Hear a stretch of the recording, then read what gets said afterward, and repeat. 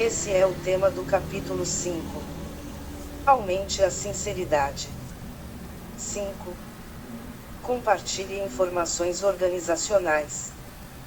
Em 1989, depois do Corpo da Paz, mas antes da Pure Software, eu era um engenheiro de software de 29 anos trabalhando em uma startup chamada Coherent Software, que lutava para sobreviver. Certa sexta-feira, cheguei ao meu cubículo de manhã e, pela parede de vidro da sala de reuniões em frente à minha mesa, vi toda a equipe sênior de pé, aglomerada ao lado da janela, com a porta fechada. O que me surpreendeu foi quão imóveis estavam. Em uma viagem recente, eu vira uma lagartixa prestes a ser devorada por uma enorme garça branca. Ela congelou de terror com uma das patas ainda no ar. Era assim que aqueles gestores estavam.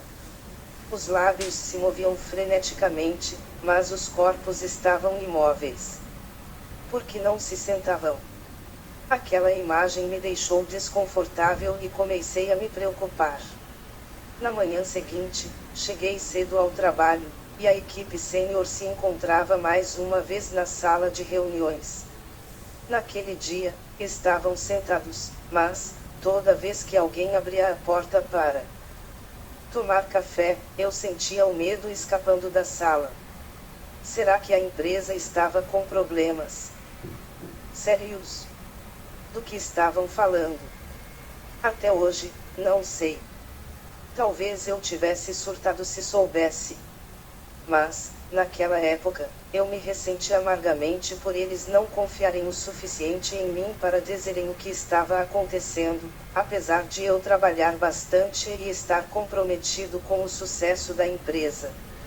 Eles tinham um grande segredo que escondiam de todos os funcionários. Claro, todo mundo tem segredos. A maioria de nós acredita que os segredos nos mantêm em segurança. Quando jovem, meu instinto era guardar em segredo qualquer informação arriscada ou desconfortável. Em 1979, aos 19 anos, fui para a Budon College, uma pequena e confortável faculdade no Maine. Por pura sorte, meu colega de quarto no primeiro ano era um cara da Califórnia chamado Paulo. No início do ano, estávamos no dormitório dobrando nossas roupas, e ele mencionou casualmente que era virgem. Ele contou aquilo como se fosse uma coisa super normal a ser compartilhada, tão simples quanto tomar uma xícara de café. E lá estava eu, virgem também, e totalmente mortificado com a ideia de alguém descobrir minha verdade. Quando ele me contou aquilo, não pude retribuir contando meu segredo. Estava muito envergonhado, mesmo diante de sua honestidade. Soube depois que meu silêncio fizera com que Paul tivesse dificuldade em confiar em mim. Como confiar em alguém quando sente que essa pessoa está escondendo coisas? Paulo, por outro lado, falava sobre suas emoções, medos e erros, e eu me impressionava com a tranquilidade com que ele trazia tudo aquilo a público. Comecei a confiar nele muito depressa. Essa amizade foi transformadora para mim, porque vi que abrir mão de segredos e falar de maneira transparente trazia vantagens incríveis.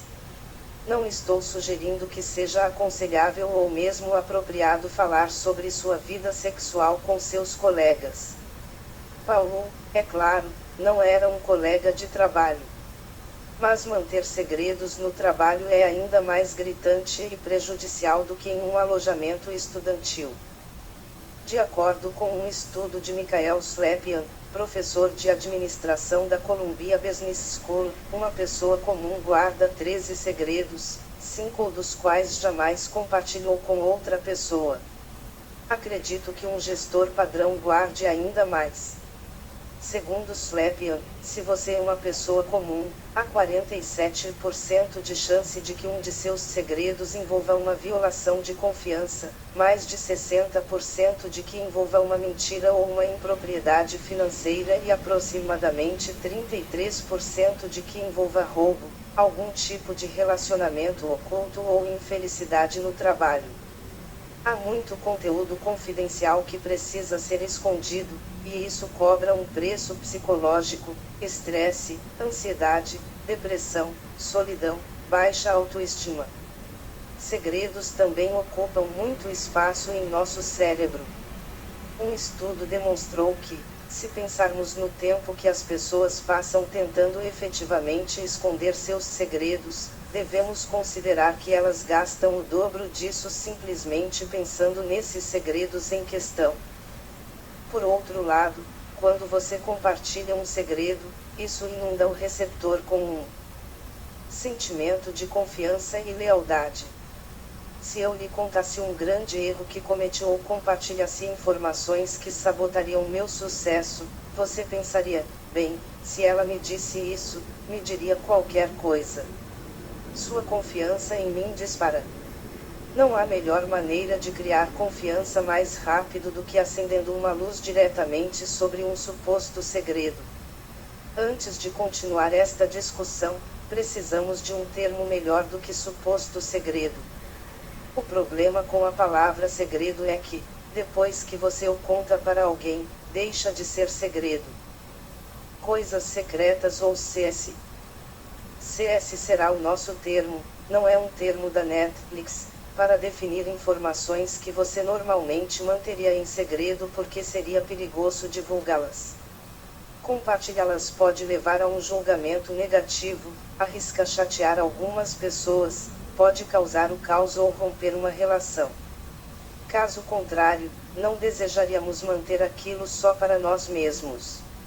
Informações de CS no trabalho podem ser, por exemplo, você está pensando em fazer uma reestruturação e pessoas podem perder o emprego.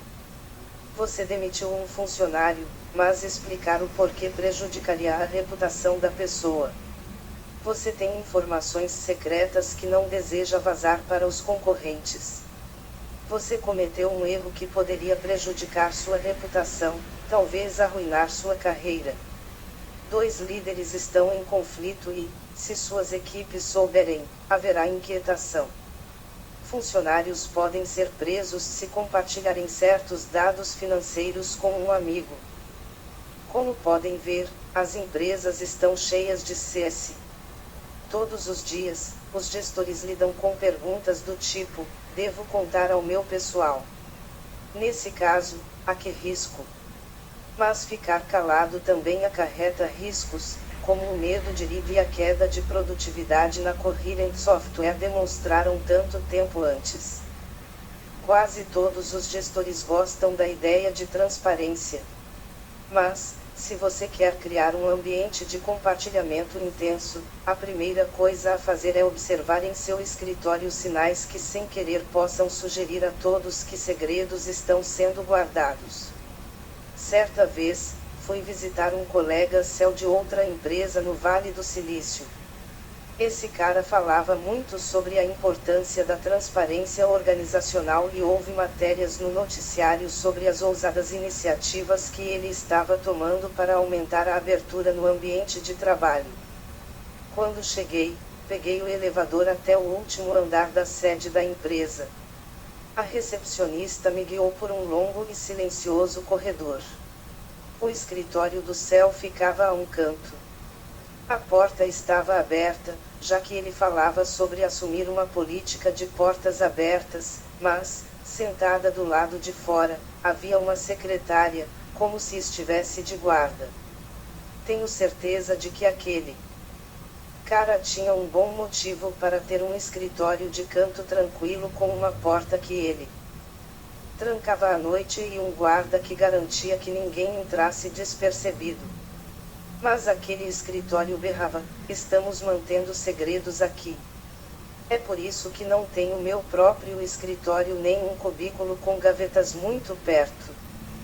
Durante o dia, posso usar uma sala de reuniões para algumas discussões, mas meu assistente sabe que deve agendar a maioria de minhas reuniões nos escritórios de outras pessoas. Sempre tento ir ao espaço de trabalho da pessoa com quem estou tratando em vez de fazê-la vir a mim. Uma de minhas preferências é realizar reuniões durante caminhadas, nas quais muitas vezes encontro outros funcionários que também se reúnem ao ar livre. Não se trata apenas de escritórios. Qualquer área fechada simboliza coisas ocultas e significa que não confiamos uns nos outros. Em uma das minhas primeiras viagens aos nossos escritórios em Singapura, vi que nossos funcionários recebiam armários com cadeados nos quais podiam trancar suas coisas quando saíam à noite. Insisti para que nos livrássemos das fechaduras. Mas esses tipos de sinais não são suficientes por si só. Cabe ao líder colocar em prática a mensagem de transparência ao compartilhar o máximo possível com todos. Coisas grandes, coisas pequenas, boas ou ruins, se o seu primeiro instinto é divulgar a maior parte das informações, outras pessoas farão o mesmo. Na Netflix, chamamos essa prática de expor ao sol e nos esforçamos para fazer muito disso. Na primeira vez em que me encontrei com Reed para começar as entrevistas para este livro, imaginei que ficaríamos em uma sala de reuniões a portas fechadas ou em um canto tranquilo, onde ele seria capaz de responder perguntas delicadas.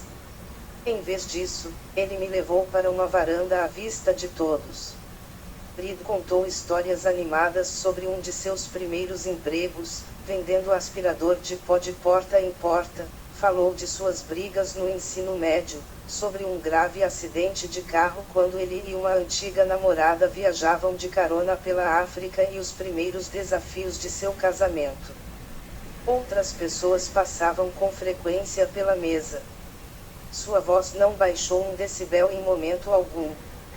Poucos meses depois, enviei o primeiro rascunho do primeiro capítulo deste livro para Reed, a fim de receber seu feedback. Na semana seguinte, eu estava entrevistando um gerente no escritório da Netflix em Amsterdã quando o entrevistado fez referência a uma passagem específica do rascunho que eu enviara para Reed. Meu rosto deve ter revelado minha confusão. Porque ele explicou, Reed enviou esse capítulo para todo mundo. Para todos os funcionários da Netflix, perguntei. Bem, nem todos, apenas os 700 gestores principais. Para nos mostrar o que vocês dois estão fazendo. Assim que a entrevista terminou, peguei o telefone. A conversa que eu teria com Reed ecoava em minha mente, o que está pensando? Você não pode enviar capítulos inacabados para centenas de pessoas. Eu ainda não verifiquei os fatos. Contudo, ao digitar o número dele, imaginei sua resposta. Por que você não quer que eu envie capítulos inacabados? E para isso, percebi, eu não tinha uma resposta convincente. Sabendo quando compartilhar. Transparência parece ótimo. Você nunca ouve líderes dizendo que promovem o sigilo organizacional. Mas a transparência não é isenta de riscos. Com seu instinto de compartilhar, Reed enviou um capítulo inacabado para 700 pessoas. Dezenas desses 700 gestores poderiam ter vindo até mim reclamar da imprecisão do que eu escrevera. Isso não aconteceu, mas poderia ter acontecido. Existem razões para se guardar segredos, e muitas vezes não fica óbvio quando ser transparente e quando se calar. Para tentar descobrir como Reed decide isso, fiz um teste para ele, que agora compartilho com você. Descrevi 4 cenários que poderiam exigir um segredo e pedi que Reed escolhesse entre várias alternativas, apresentasse seu raciocínio e mencionasse dilemas reais da Netflix. Você também pode fazer esse teste. Antes de ler as respostas de Reed, pergunte-se o que faria e por quê. Então veja se concorda com ele. Um questionário para Reed, e para você. Cenário 1 do questionário, informação vazada ilegalmente. Você é o fundador de uma startup com 100 funcionários.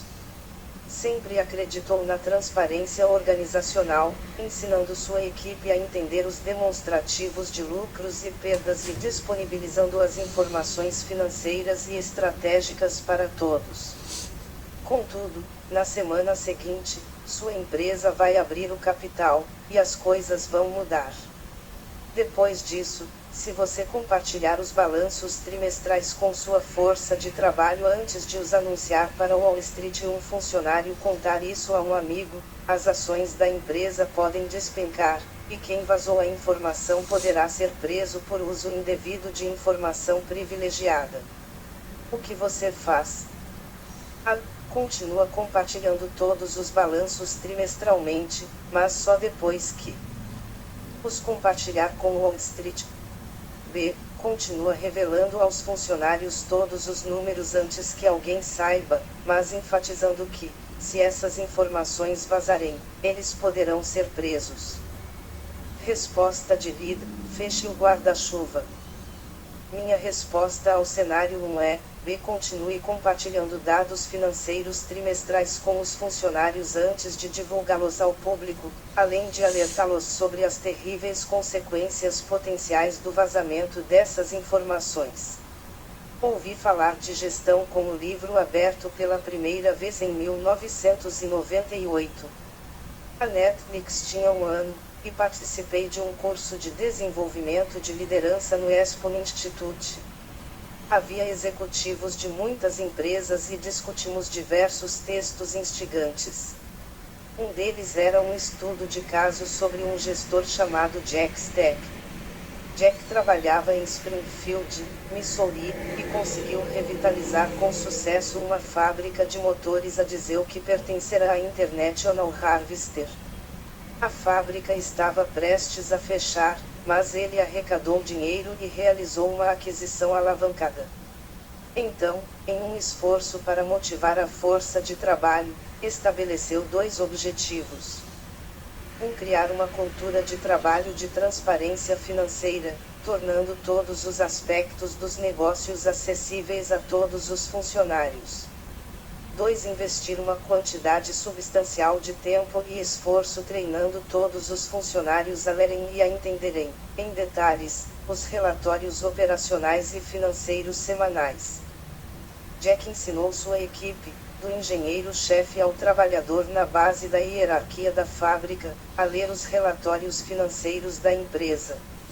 Ele instruiu pessoas sem ensino médio a entender os detalhes de uma demonstração de resultados, algo que, em várias empresas, muitos vice-presidentes com alto nível educacional não sabem fazer direito. Em seguida, forneceu dados operacionais e financeiros semanais para cada funcionário, para que todos pudessem ver como a empresa estava progredindo e como o trabalho deles contribuiu para seu sucesso.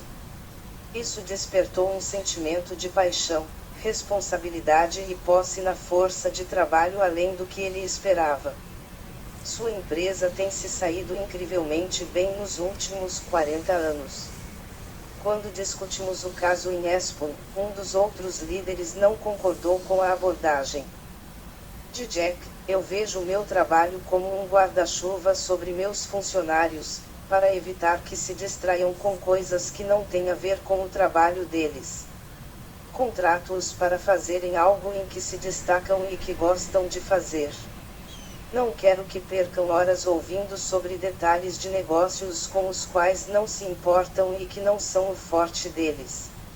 Eu discordei. Esse cara, Jack, conseguiu instigar um sentimento de posse ao orientar as pessoas a entenderem as razões por trás do trabalho que exercem. Não quero que meus funcionários sintam que estão trabalhando para a Netflix. Quero que eles sintam que fazem parte da Netflix. Foi aí que decidi que, se você for trabalhar na Netflix, ninguém abrirá um guarda-chuva sobre a sua cabeça. Você vai se molhar. De volta ao trabalho, começamos a realizar reuniões gerais práticas toda sexta-feira. Patty MC Cord subia em uma cadeira para atrair a atenção de todos. Íamos até o estacionamento, o único lugar com espaço suficiente para abrigar todos que trabalhavam na empresa. Eu distribuía cópias da demonstração de resultados e revisávamos os dados semanais. Quantas remessas fizéramos? Qual fora a receita média? Quão bem fomos capazes de atender às solicitações dos clientes para a primeira e a segunda escolha de filmes. Também criamos um documento de estratégia com informações que não gostaríamos que nossos concorrentes soubessem e o pregamos no quadro de avisos ao lado da máquina de café. Abrimos essas informações para construir um sentimento de confiança e propriedade em nossos funcionários, na esperança de obter a mesma reação que Jack Stack obtivera. E funcionou. Fechei o guarda-chuva, e ninguém reclamou. Desde então, todos os resultados financeiros, assim como todas as informações que os concorrentes da Netflix gostariam de ter em mãos, estão disponíveis para todos os funcionários. O mais notável é o documento Apostas de Estratégia, que tem 4 páginas e fica na homepage da intranet da empresa. Meu objetivo era fazer com que os funcionários se sentissem donos, com isso, aumentassem a quantidade de responsabilidade que assumiam pelo sucesso da empresa. No entanto, abrir segredos da empresa para os funcionários trouxe outro resultado: tornou nossa força de trabalho mais inteligente. Quando você concede aos funcionários da base da hierarquia acesso a informações que em geral são reservadas aos executivos de alto nível, eles realizam mais tarefas por conta própria. Eles trabalham mais rápido sem parar para pedir informações e aprovações. Eles tomam melhores decisões sem precisarem de indicações de superiores. Na maioria das empresas, sem nem perceber, os gestores seniors atrapalham as habilidades e a inteligência da própria equipe ao manter ocultas informações financeiras e estratégicas. Embora quase todas as empresas falem em capacitar os funcionários, em boa parte delas, o verdadeiro empoderamento é um sonho, porque os funcionários não recebem informações suficientes para se apropriarem de qualquer coisa. Jack Stack explica isso bem.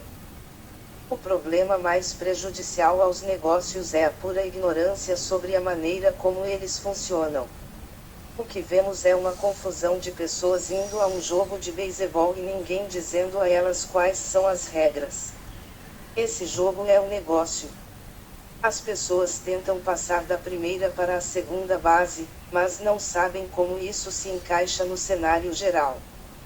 Se um gestor não sabe quantos clientes contrataram a empresa nas últimas semanas e meses, e quais discussões estratégicas estão em andamento, como ele vai saber quantas pessoas pode contratar? Ele tem de perguntar ao chefe. Se o chefe não souber detalhes do crescimento da empresa, também não poderá tomar uma boa decisão, portanto, terá de procurar o próprio chefe.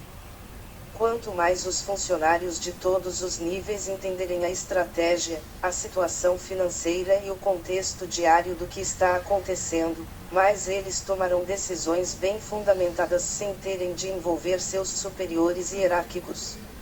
É claro que Jack Stack não é o único líder de empresa privada que compartilha todos os dados financeiros com sua mão de obra. Apenas quando a empresa se torna pública é que os gestores de mais alto escalão começam a dizer: agora precisamos crescer e ter mais cuidado com as informações. Agora temos de evitar riscos e garantir que nenhum segredo caia em mãos erradas. Isso nos leva de volta ao cenário 1 do questionário, para o qual meu conselho é: não abra o guarda-chuva só porque você abriu o capital. Após a oferta pública inicial da Netflix em 2002, enfrentei o mesmo dilema que o gestor fictício do questionário de Erin. Certa sexta-feira, busquei Patty para irmos para o trabalho, e ela se lamentou: em todas as outras empresas, apenas algumas pessoas do alto escalão interno veem as finanças trimestrais até que elas sejam lançadas em Wall Street. Se essas informações vazarem, o funcionário será preso. O que faremos? Mas eu estava decidido. Se de repente começarmos a ocultar dados financeiros dos funcionários, o que isso vai simbolizar? Que nossos funcionários são estranhos na própria empresa, respondi. Nós não nos tornaremos mais reservados à medida que crescermos. Quer saber? Faremos o oposto. A cada ano, trabalharemos para sermos mais ousados e compartilharemos ainda mais informações do que antes.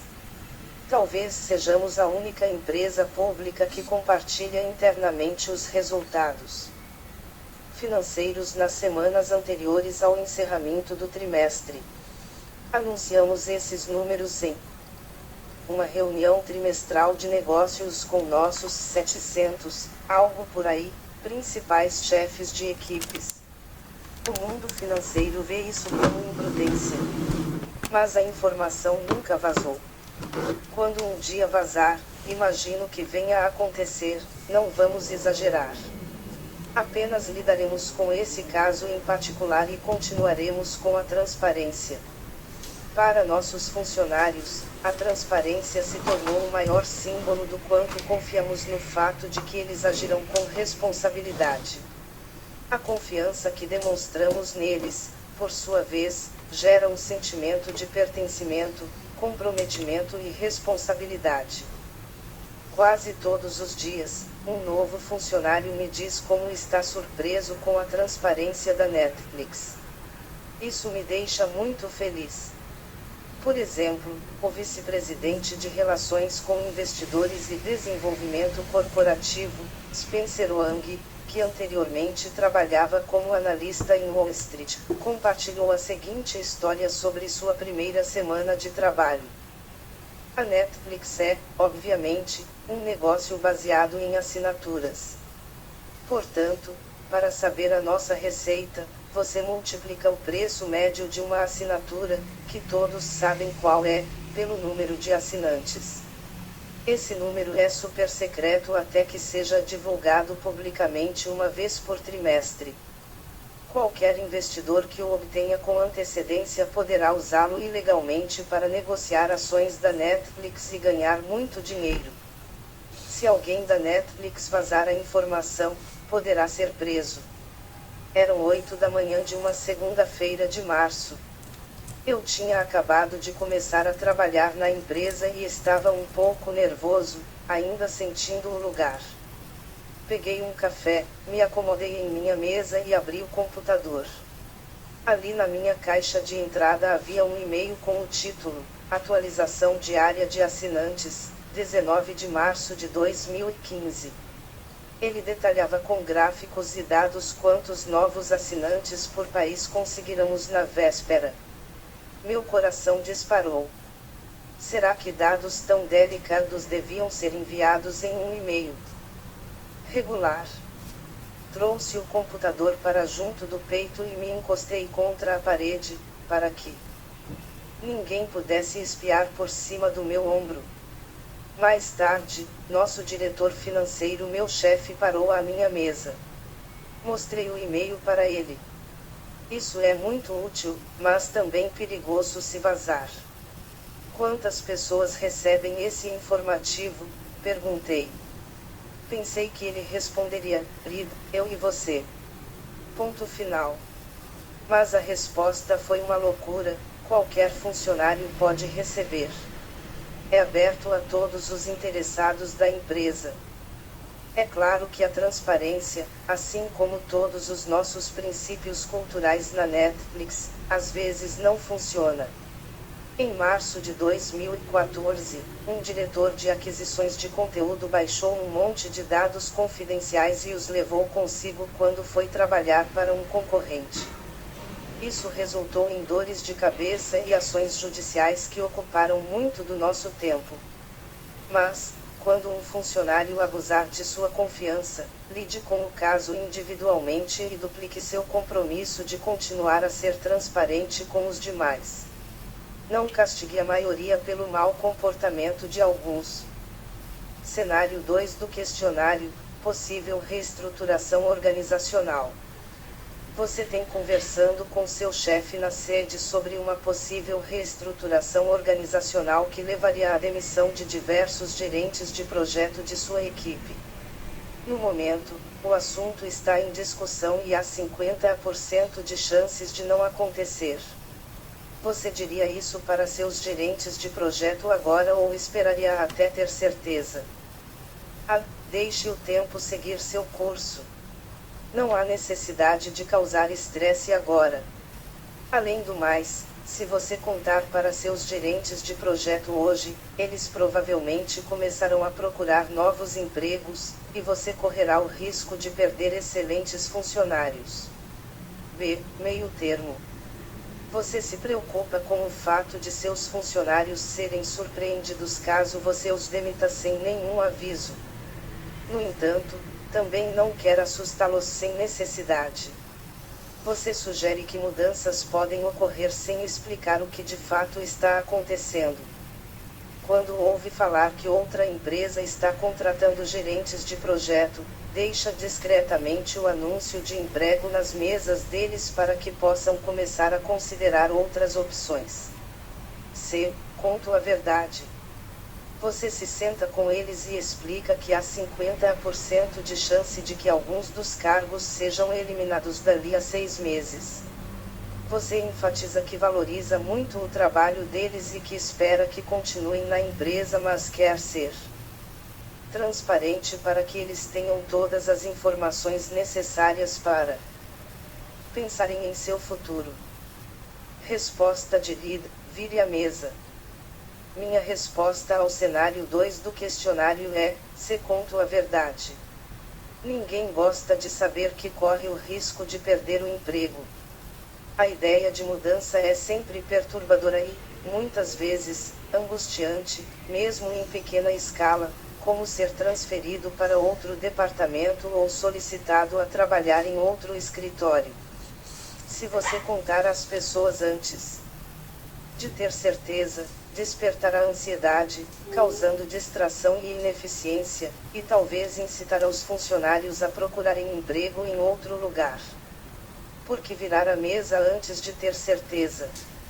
Mas, se deseja criar uma cultura de transparência e, ao mesmo tempo, não contar para o seu pessoal sobre a possível mudança até ter certeza, você mostrará à equipe que é um hipócrita em quem não se pode confiar.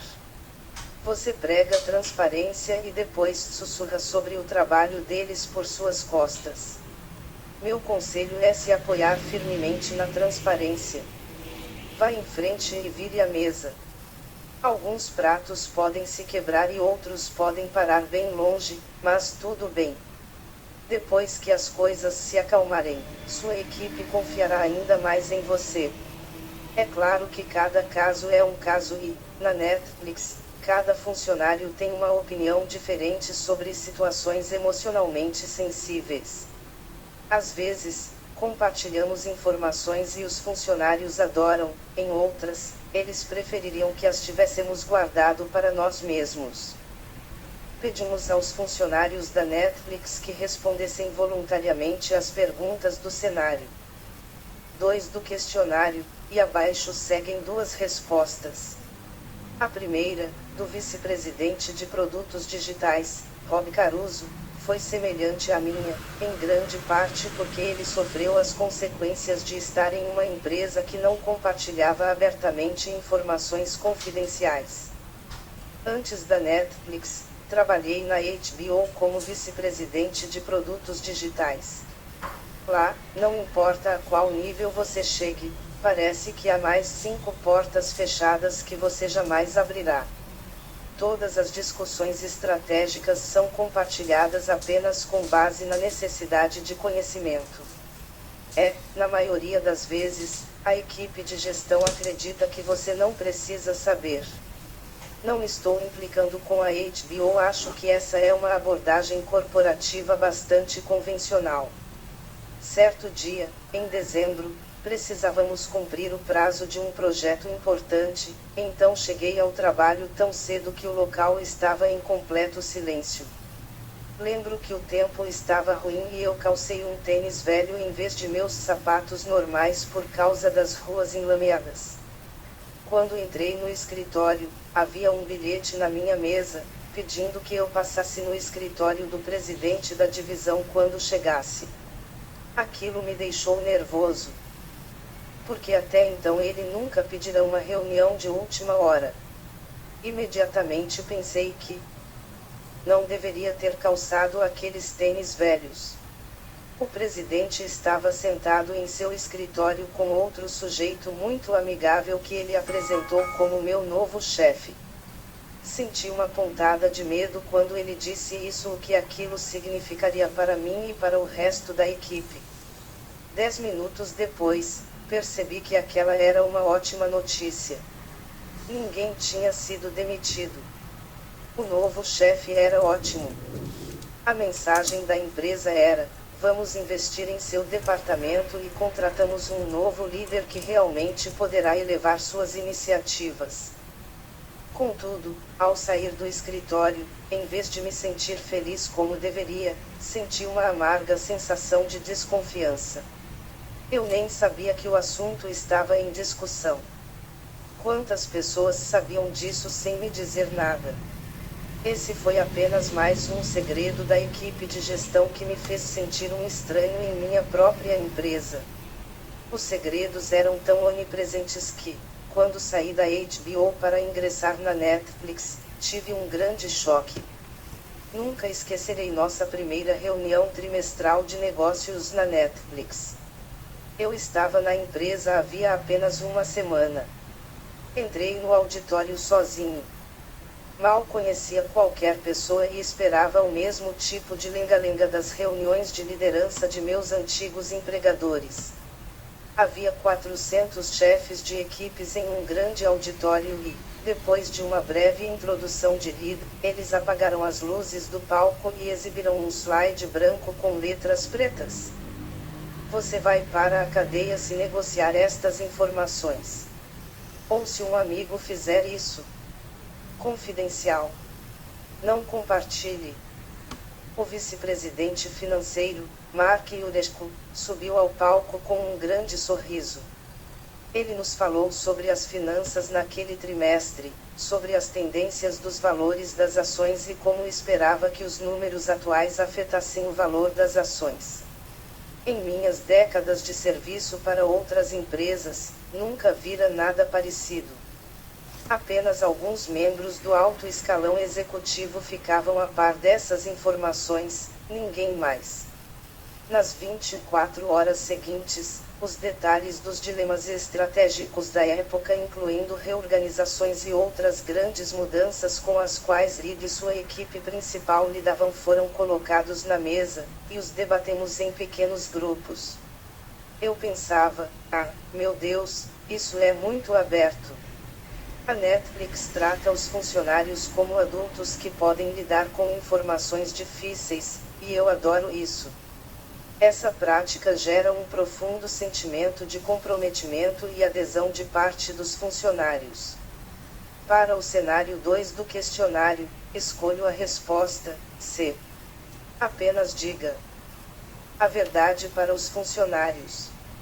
Eles podem surtar, mas ao menos saberão que você é honesto com eles.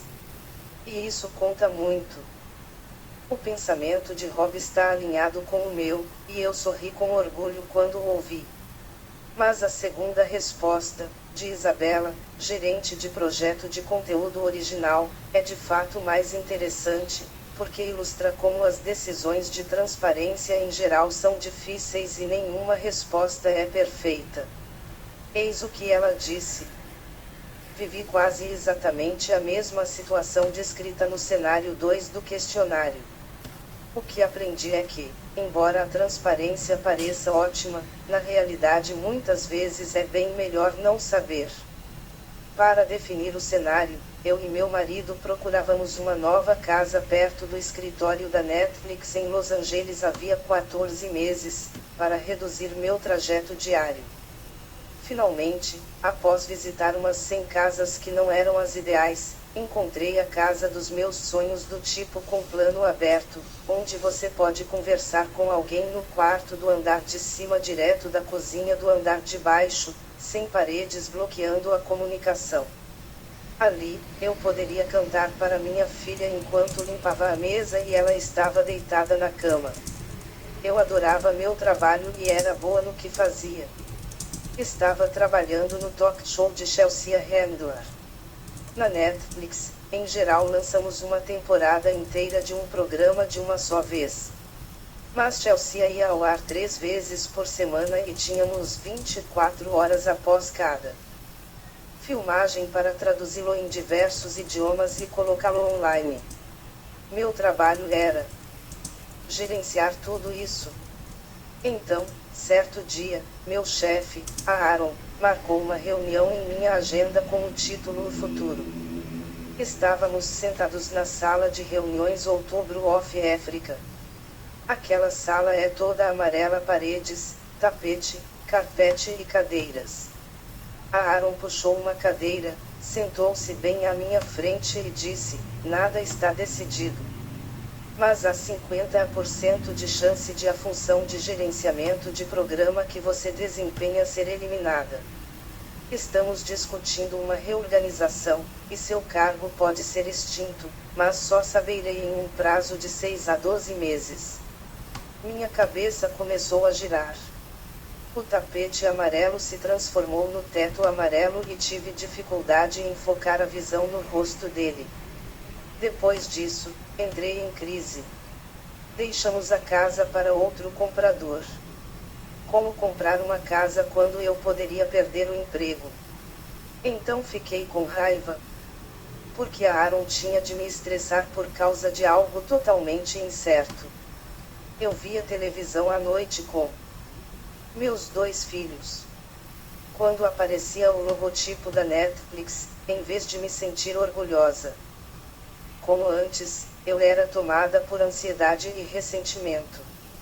Para completar, meu cargo não foi extinto. Meio que se transformou em outro. Desisti da casa e me estressei todos aqueles meses por absolutamente nada.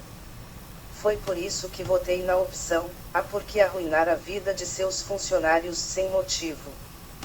Isabela está certa, saber que você pode perder o emprego é estressante, e descobrir mais tarde que você passou todas aquelas noites sem dormir por nada é frustrante.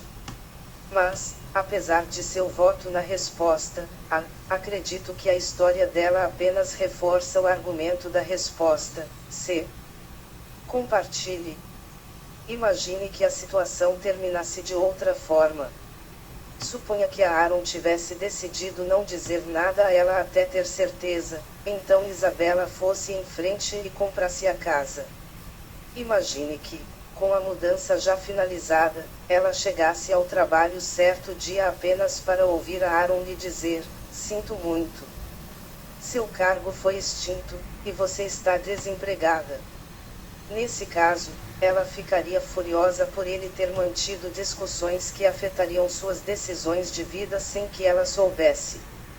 Não é nosso trabalho na Netflix nos envolvermos na situação de moradia ou em qualquer outro aspecto importante da vida dos funcionários.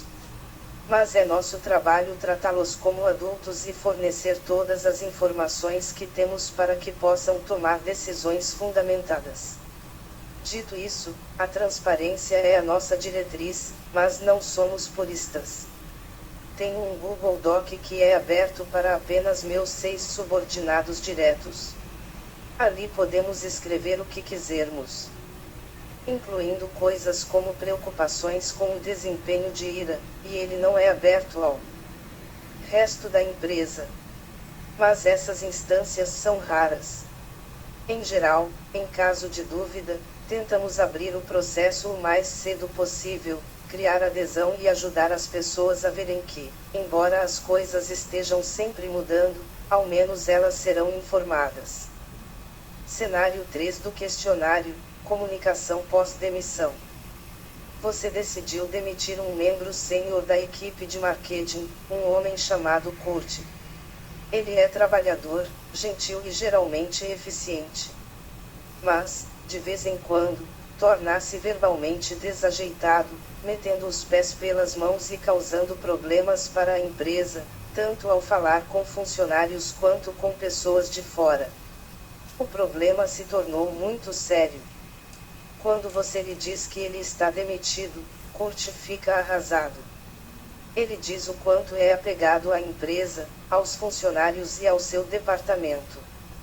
Ele pede que você diga a todos que decidiu se demitir por conta própria. Como você comunica a demissão para a sua equipe? Conta a verdade. Você envia um e-mail aos colegas de Kurt na Netflix, explicando que ele, apesar de trabalhador, gentil e eficiente, às vezes se torna verbalmente desajeitado, metendo os pés pelas mãos e causando problemas para a empresa. O problema se tornou tão sério que você decidiu demiti-lo. B. Conta uma verdade parcial. Você informa a equipe que Kurt foi embora, mas que você não tem liberdade para discutir detalhes. Ele foi embora. Porque o motivo importa. Dê uma folga para o sujeito e salve sua reputação.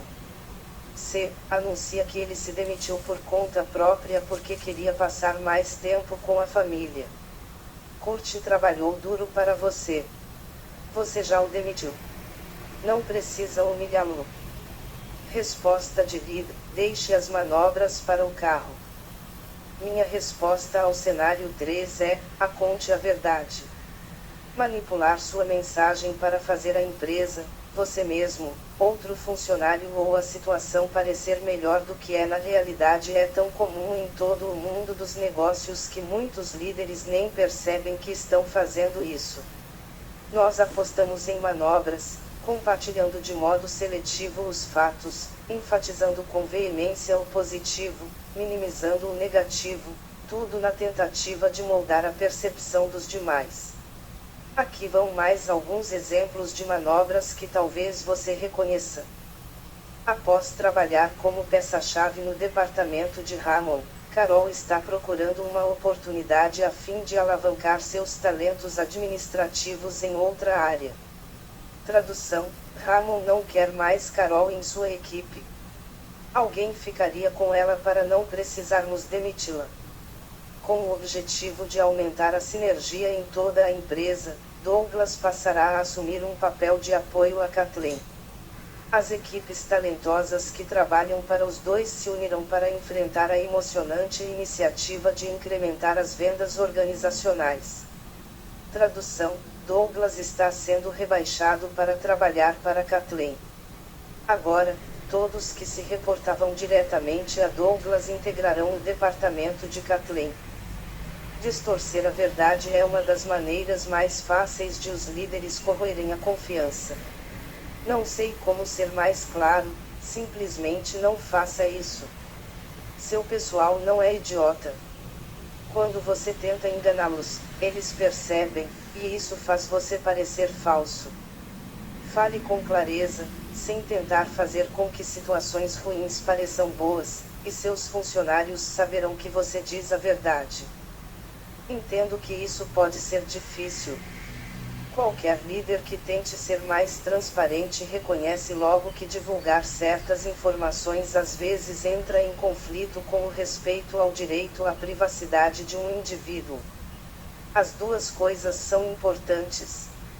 Mas, quando alguém é demitido, todos querem entender por quê. O que aconteceu acabará sendo divulgado. Mas, se você explicar de maneira clara e honesta por que demitiu alguém, as fofocas terminam e a confiança aumenta. Há vários anos, tivemos um exemplo complicado, quando demitimos um dos executivos de alto escalão por falta de transparência na própria comunicação. Jake estava sendo cotado para uma promoção quando algumas pessoas de sua equipe vieram dizer que ele era excessivamente político com a equipe e que elas não achavam que ele aceitava bem os feedbacks recebidos. Elas deram exemplos de vezes em que lhe forneceram feedbacks sinceros e ele revidou de maneira retaliativa ou prejudicial. Um exemplo se destacou por ser particularmente inadequado. Quando seu chefe e o RH tentaram conversar com ele a respeito, Jake não foi sincero, quebrando a confiança daqueles com quem trabalhava mais de perto. Ao demitir Jake, seu chefe teve um típico momento de dúvida. Ele deveria enviar um e-mail informando de forma transparente o que acontecerá ou deveria deixar Jake ir embora tranquilamente, talvez afirmando que ambos concordaram que era hora de mudar. Mas a transparência é a única resposta que corresponde aos nossos princípios. Então, o chefe de Jake enviou o seguinte e-mail para aqueles que trabalharam com ele. Esta é uma versão resumida. Prezados. Com um misto de sentimentos, decidi demitir Jake.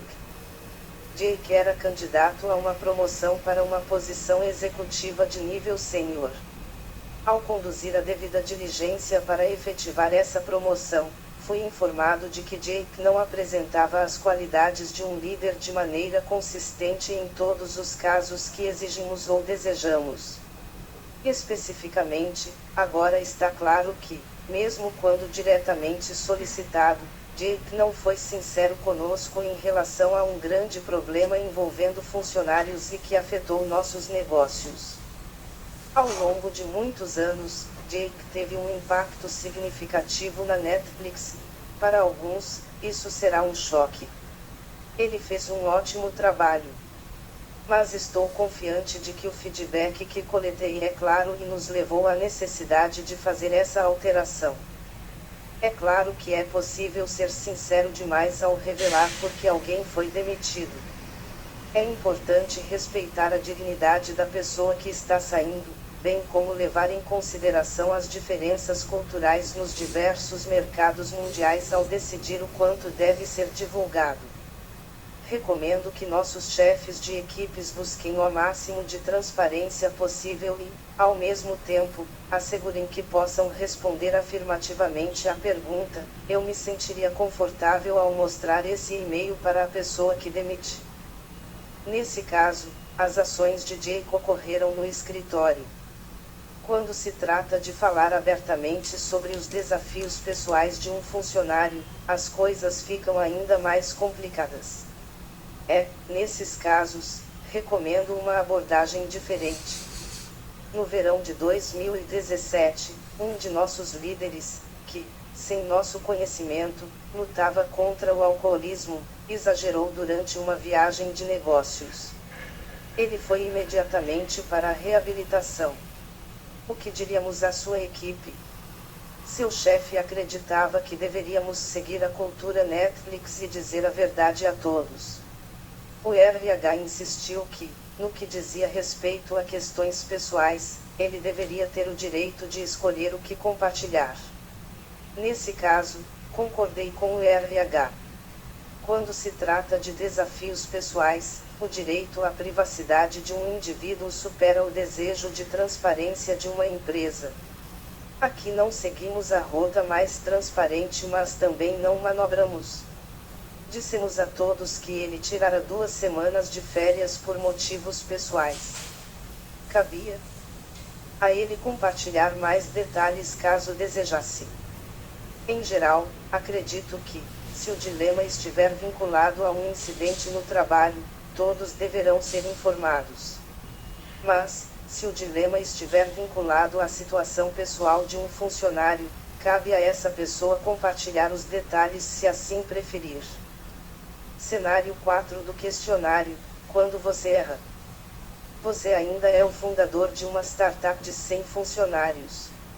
Este é um trabalho difícil, e, apesar de seus melhores esforços, você comete uma sequência de erros graves. O pior deles é que você contrata e demite 5 diretores de vendas em um período de 5 anos. Você continua achando que encontrou um bom candidato, mas, toda vez que começa a trabalhar com ele, observa que o sujeito não tem o necessário para realizar o trabalho.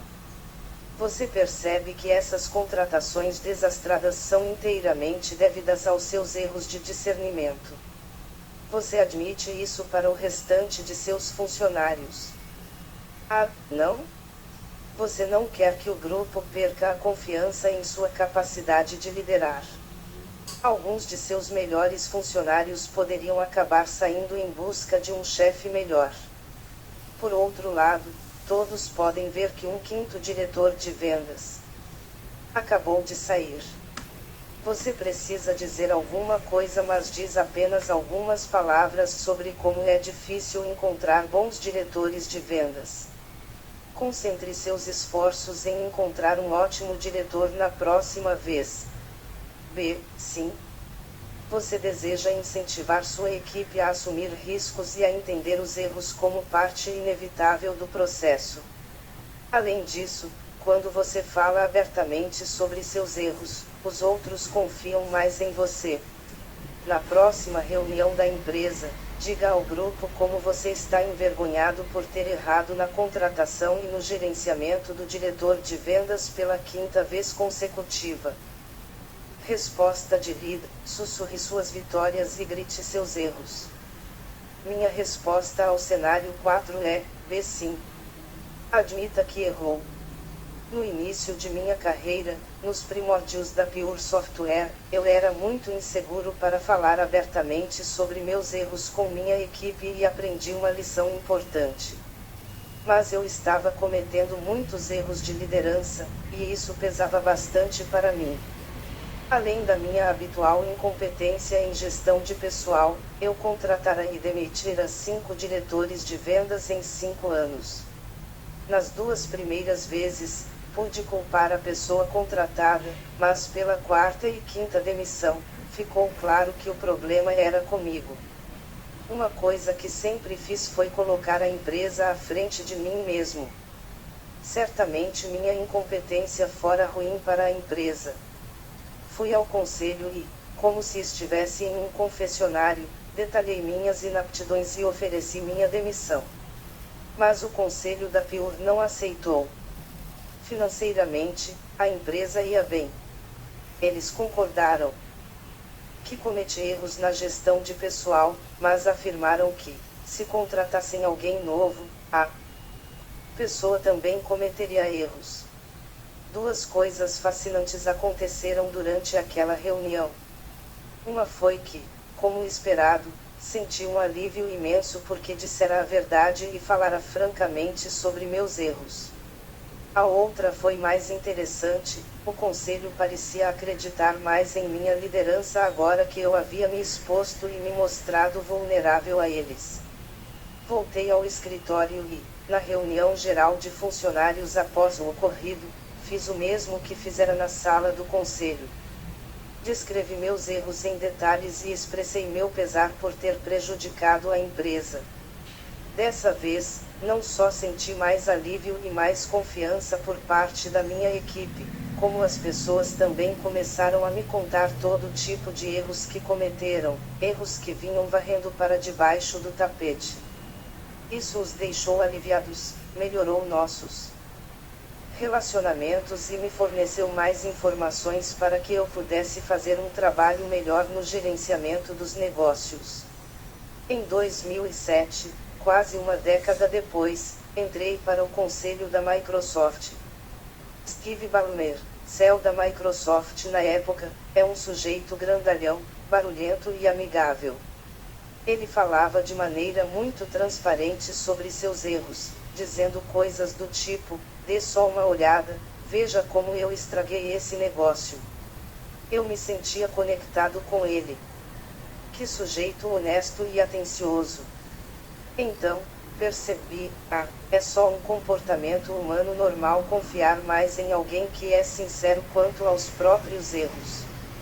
Desde então, toda vez que sinto ter cometido um erro, falo sobre o assunto por completo, de modo público e frequente.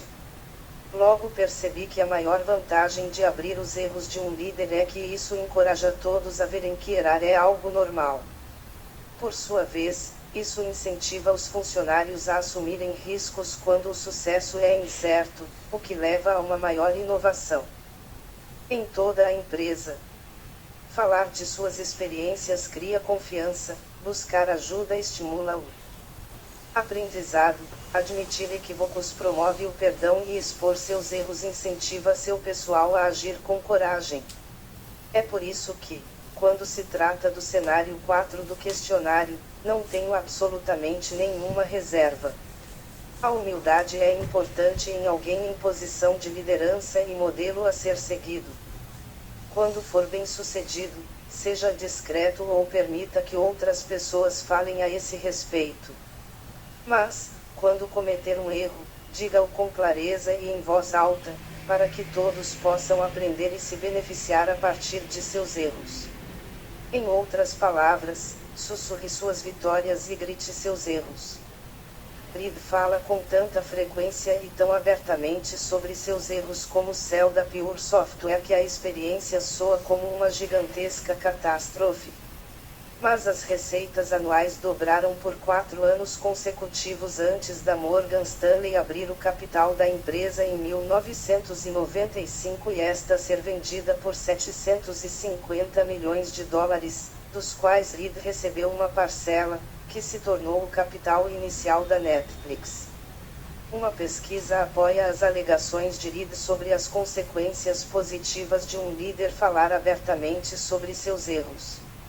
No livro A Coragem de Ser Imperfeito, Como Aceitar a Própria Vulnerabilidade, Vencer a Vergonha e Ousar Ser Quem Você é, Brené Brown explica, com base nos próprios estudos qualitativos, que gostamos de ver a vulnerabilidade e a verdade transparecerem nas outras pessoas, mas temos medo de deixar que as vejam em nós. Vulnerabilidade é coragem em você, mas inadequação em mim. Anna Brank e sua equipe da Universidade de Mannheim, na Alemanha, se perguntaram se poderiam replicar quantitativamente as descobertas de Brown. Eles pediram aos participantes que se imaginassem em uma variedade de situações vulneráveis, como ser o primeiro a se desculpar após uma grande briga e admitir que você cometeu um erro grave com sua equipe de trabalho. Quando as pessoas se imaginavam nessas situações, tendiam a acreditar que demonstrar vulnerabilidade as faria parecer fracas e inaptas. Mas, quando imaginavam outra pessoa nas mesmas situações, era mais provável que descrevessem a demonstração de vulnerabilidade como desejável e boa. Brank concluiu que ser honesto quanto a erros é bom para os relacionamentos, para a saúde e para seu desempenho no trabalho. Por outro lado, também há pesquisas demonstrando que, se alguém já é visto como incompetente, destacar os próprios erros apenas fortalece essa opinião. Em 1966, o psicólogo Elliot Aronson realizou uma experiência. Ele pediu aos alunos que escutassem as gravações de candidatos entrevistados para integrarem uma equipe de teste. 2 dos candidatos demonstraram quão inteligentes eram ao responder corretamente a maioria das perguntas, enquanto os outros 2 acertaram apenas 30% das respostas. Então, um dos grupos de alunos ouviu um barulho de louça se quebrando, seguido por um dos candidatos inteligentes dizendo: "Ah, meu Deus, derramei café no meu terno novo." Outro grupo de estudantes ouviu o mesmo barulho, mas então escutou um dos candidatos medíocres dizendo ter derramado o café. Mais adiante, os alunos disseram que gostaram ainda mais do candidato inteligente depois que ele passou vergonha. Mas ocorreu o oposto com o candidato medíocre. Os alunos disseram que gostaram ainda menos dele depois de vê-lo em uma situação vulnerável. Essa tendência tem um nome: efeito tropeção. O efeito tropeção é a tendência de o apelo de alguém aumentar ou diminuir após a pessoa cometer um erro, dependendo de como seu desempenho geral é percebido.